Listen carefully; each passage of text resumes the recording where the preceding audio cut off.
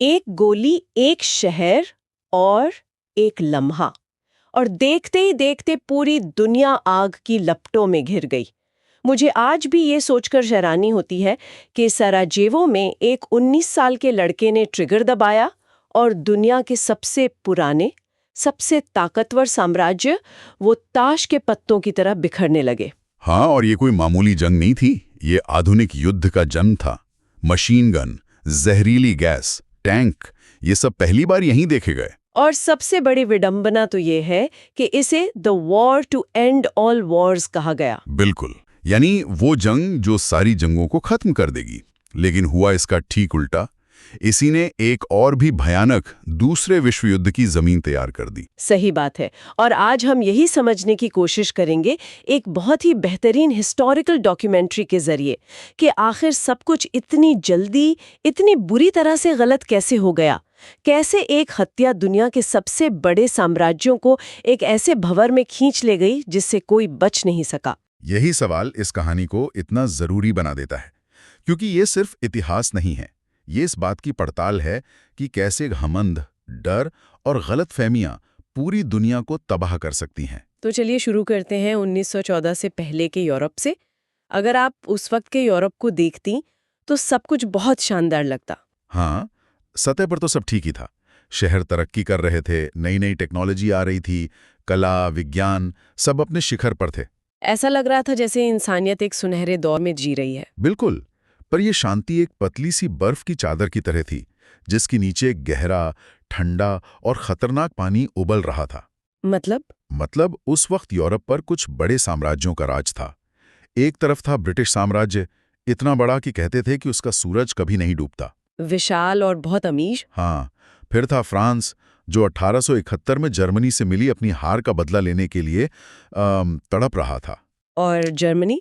वो तो एक नई ताकत था, लेने के लिए बेचैन था। और इनके अलावा दो पुराने साम्राज्य भी थे जो थक रहे थे। सही कहा, ऑस्ट्रिया हंगरी जो अंदर से कई अलग अलग राष्ट्रीयताओं के तनाव से टूट रहा था, और दूसरी तरफ रूस, एक बहुत बड़ा लेकिन पिछड़ा हुआ साम्राज्य। तो ये सब बड़े बड़े साम्राज्य एक दूसरे को घूर रहे थे।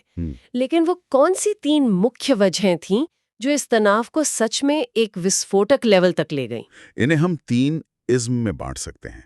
पहला था इंपीरियलिज्म, साम्राज्यवाद। हाँ, हर देश को ज्यादा से ज्यादा जमीन और संसाधन चाहिए थे, खासकर अफ्रीका और एशिया में। जर्मनी इस रेस में देर से आया था और अब वो भी अपना हिस्सा चाहता था। और दूसरा था नेशनलिज्म, यानी राष्ट्रवाद। ये एक ऐसी भावना थी कि मेरा देश सबसे महान है। जर्मनी में ये फौजी घमंड के रूप में था, फ्रांस में बदले की आग के रूप में, और सर्बिया जैसे छोटे देशों में तो ये और भी ज्यादा खतरनाक था, है ना? बिल्कुल, वहां ये विस्फोटक था। वो बड़े साम्राज्यों से आजादी चाहते थे। और तीसरा और सबसे अहम था मिलिट्रिज्म, सैन्यवाद, हथियारों की होड़। हाँ, एक अंधी दौड़ शुरू हो चुकी थी। जर्मनी अपनी नौसेना को ब्रिटेन के बराबर लाने की कोशिश कर रहा था, खासकर ड्रेडनॉट जैसे विशाल जहाज बनाकर। हर देश ने खुफिया तौर पर जंग के प्लान बना रखे थे। तो हमारे पास साम्राज्यवाद, राष्ट्रवाद और हथियारों की होड़ थी। लेकिन एक चीज और थी जो इस पूरे ढेर में आग लगाने को तैयार थी। वो थे इनके आपसी गठबंधन। और यहाँ की सबसे बड़ी विडंबना तो यही है, यूरोप का सुरक्षा कवच ही उसका एक तरह से सुसाइड वेस्ट बन गया। ये तो शांति के लिए बनाए गए थे ना? कागज पर तो यही था। आइडिया ये था कि अगर हर देश के पास ताकतवर दोस्त होंगे तो कोई हमला करने से डरेगा। लेकिन हुआ बिल्कुल उल्टा। कैसे? एंतांत, फ्रांस, रूस और ब्रिटेन, इन संधियों ने यूरोप को दो दुश्मन गुटों में बांट दिया था। मतलब अगर एक भी देश फिसला तो सब साथ में खाई में गिरेंगे। बिल्कुल, ये शांति की नहीं बल्कि तबाही की गारंटी बन गई थी। तो बारूद का ढेर तैयार था, बस एक चिंगारी की जरूरत थी। और वो चिंगारी मिली 28 जून 1914 को साराजेवो शहर में। उस दिन ऑस्ट्रिया हंगरी साम्राज्य के वारिस आर्चड्यूक फ्रांस फर्डिनैंड अपनी पत्नी सोफी के साथ दौरे पर थे। और ब्लैक हैंड नाम के एक सर्बियाई राष्ट्रवादी संगठन ने उनकी हत्या का प्लान बनाया। हाँ, और उनका पहला वर्षू तो नाकाम रहा था। किसी ने उनकी कार पर बम फेंका, पर वो उछलकर पीछे वाली गाड़ी पर जा गिरा। सबने सोचा कि खतरा टल गया। बिल्कुल, कोई भी सोच सकता था कि अब आर्चड्यूक सीधे वापस चले जाएंगे, लेकिन उन्होंने घायलों को देखने अस्पताल जाने की जिद की। और यहीं पर किस्मत ने एक अजीब खेल खेला। उनके काफिले के ड्राइवर ने एक गलत मोड़ ले लिया। हाँ, उससे बदले हुए रास्ते के बारे में पता नहीं था और जैसे ही ड्राइवर ने गाड़ी को बैक करने की कोशिश की, गाड़ी बंद हो गई। ठीक उसी जगह जहां एक हत्यारा 19 साल का गैव्रिलो प्रिंसिप खड़ा था। प्रिंसिप तो निराश हो चुका था कि मौका हाथ से निकल गया और वो पास की एक दुकान से सैंडविच खा रहा था और अचानक उसका निशाना कुछ फीट की दूरी पर ठीक उसके सामने था। उसने बिना सोचे समझे पिस्तौल निकाली और 2 गोलियां चला दी। एक सोफी को और दूसरी फ्रांस फर्डिनेंड को।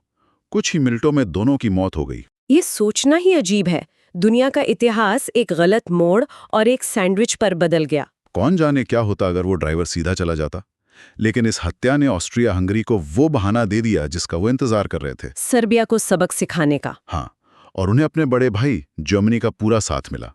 जर्मनी ने उन्हें एक ब्लैंक चेक दे दिया, मतलब उन्होंने कहा कि तुम जो करना चाहते हो करो, हम आंख बंद करके तुम्हारा साथ देंगे। और इसी ब्लैंक चेक ने ऑस्ट्रिया हंगरी को और भी बेखौफ बना दिया।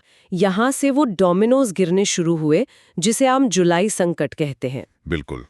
30 जुलाई को ऑस्ट्रिया हंगरी ने सर्बिया को एक अल्टीमेटम दिया, जिसमें ऐसी शर्तें थीं जिन्हें मानना नामुमकिन था। जानबूझकर, जैसे कि सर्बिया की जमीन पर ऑस्ट्रिया की पुलिस को जांच करने की इजाजत देना। सर्बिया ने लगभग सारी शर्तें मान ली, बस 1-2 को छोड़कर। लेकिन ऑस्ट्रिया हंगरी तो बस बहाना ढूंढ रहा था। 28 जुलाई को हत्या के ठीक 1 महीने बाद उसने सर्बिया पर हमला बोल दिया। और बस वो गठबंधनों का जाल एक्टिवेट हो गया। हाँ, सर्बिया की मदद के लिए उसके बड़े भाई रूस ने अपनी सेना को तैयार करना शुरू कर दिया। जर्मनी ने इसे अपने लिए खतरा माना और रूस को चेतावनी दी। जब रूस नहीं माना तो 1 अगस्त को जर्मनी ने रूस पर और 3 अगस्त को फ्रांस पर हमला कर दिया। उनकी एक मशहूर योजना थी वो श्लीफेन प्लान, जिसके तहत उन्हें लगा कि वो तेजी से फ्रांस को हरा देंगे और फिर अपनी पूरी ताकत रूस के खिलाफ लगा देंगे। हाँ, लेकिन इस प्लान को कामयाब करने के लिए उन्हें एक तटस्थ देश बेल्जियम से होकर गुजरना था और ये उनकी सबसे बड़ी गलती साबित हुई। क्योंकि ब्रिटेन ने बेल्जियम की तटस्थता की रक्षा करने की एक पुरानी संधि पर दस्तखत किए थे। बिल्कुल। जब 4 अगस्त को जर्मन सेना बेल्जियम में घुसी तो ब्रिटेन ने जर्मनी के खिलाफ जंग का ऐलान कर दिया और बस खेल शुरू हो गया। ज्यादातर लोगों को लगा कि ये जंग कुछ हफ्तों में खत्म हो जाएगी, क्रिसमस तक घर वापसी, ये नारा हर जगह था। लेकिन वो ये नहीं जानते थे कि ये जंग पिछली किसी भी जंग जैसी नहीं होने वाली थी। ये एक नए भयानक और औद्योगिक युद्ध का चेहरा था। श्लीफेन प्लान नाकाम हो गया और जल्दी पश्चिमी मोर्चे पर दोनों तरफ की सेनाएं रुक गईं। उन्होंने खुद को बचाने के लिए खाइयां खोदनी शुरू कर दी। और ये खाइयां सैकड़ों मील तक फैल गईं। हाँ, उत्तरी सागर से लेकर स्विट्जरलैंड की सीमा तक। और इन खाइयों में जिंदगी किसी नर्क से कम नहीं थी। हर तरफ कीचड़, लाशें, चूहे, बीमारियां। मैंने ट्रेंच फुट के बारे में पढ़ा है, जिसमें सैनिकों के पैर लगातार गीले रहने की वजह से सड़ जाते थे। बहुत भयानक था। और ऊपर से लगातार तोपों की बमबारी का डर। अब ये जंग जमीन जीतने की नहीं रही, ये वॉर ऑफ अट्रिशन बन गई थी। मतलब अब मकसद दुश्मन को हराना नहीं बल्कि उसे खत्म करना था। बिल्कुल। वर्दुन और सोम जैसी लड़ाइयों में कुछ गज जमीन के लिए दोनों तरफ से लाखों सैनिक मारे गए। ये एक तरह की इंसानी मांस की चक्की बन गई थी। और इस तबाही को और बढ़ाने के लिए टेक्नोलॉजी एक राक्षस बनकर सामने आई। बिल्कुल। मशीन गन को ही ले लीजिए, इसने जंग का पूरा मतलब ही बदल दिया। एक अकेला सैनिक 1 मिनट में सैकड़ों लोगों को मार सकता था। और जहरीली गैस, ये तो और भी भयानक रही होगी। वो एक अनदेखा दुश्मन था। क्लोरीन और मस्टर्ड गैस हवा में फैल जाती थी और सैनिकों के फेफड़ों को जला देती थी, उन्हें अंधा कर देती थी। ये एक धीमी और दर्दनाक मौत थी। फिर टैंक आए, पनडुब्बियां, हवाई जहाज। हाँ, हर नई टेक्नोलॉजी जंग को और भी ज्यादा अमानवीय बना रही थी। ये सिलसिला सालों तक चलता रहा। लाखों लोग मर रहे थे लेकिन कोई भी जीत नहीं रहा था। फिर 1917 में 2 ऐसी घटनाएं हुईं जिन्होंने इस डेडलॉक को तोड़ दिया। पहली थी अमेरिका का जंग में शामिल होना। अमेरिका अब तक दूर बैठा था, लेकिन जर्मनी की 2 गलतियों ने उसे मजबूर कर दिया। पहली, जर्मनी ने अप्रतिबंधित पनडुब्बी युद्ध शुरू कर दिया। हाँ, मतलब वो अटलांटिक में किसी भी जहाज को डुबो रहे थे। 1915 में लुसिटानिया जहाज के डूबने से कई अमेरिकी नागरिक मारे गए, जिससे अमेरिका में बहुत गुस्सा था। और दूसरी गलती तो और भी बड़ी थी। हाँ, वो था जिमरमैन टेलीग्राम। ये एक खुफिया संदेश था जो जर्मनी ने मेक्सिको को भेजा था, जिसमें उन्होंने मेक्सिको को उकसाया कि तुम अमेरिका पे हमला कर दो और बदले में हम तुम्हें तुम्हारी खोई हुई जमीन वापस दिलवा देंगे। ब्रिटिश जासूसों ने ये टेलीग्राम पकड़ लिया और अमेरिका को दे दिया। ये आखिरी चेतावनी थी। अप्रैल 1917 में अमेरिका ने जंग की घोषणा कर दी। और उसी साल रूस में एक बहुत बड़ी घटना हो गई। हाँ, रूसी क्रांति। रूस इस जंग का बोझ अब और नहीं उठा पा रहा था। देश के अंदर खाने की कमी थी, लाखों सैनिक मर चुके थे और जार का शासन पूरी तरह से नाकाम हो चुका था। तो जनता ने विद्रोह कर दिया। बिल्कुल, जार को गद्दी छोड़नी पड़ी और लेनिन के नेतृत्व में बोल्शेविकों ने सत्ता पर कब्जा कर लिया।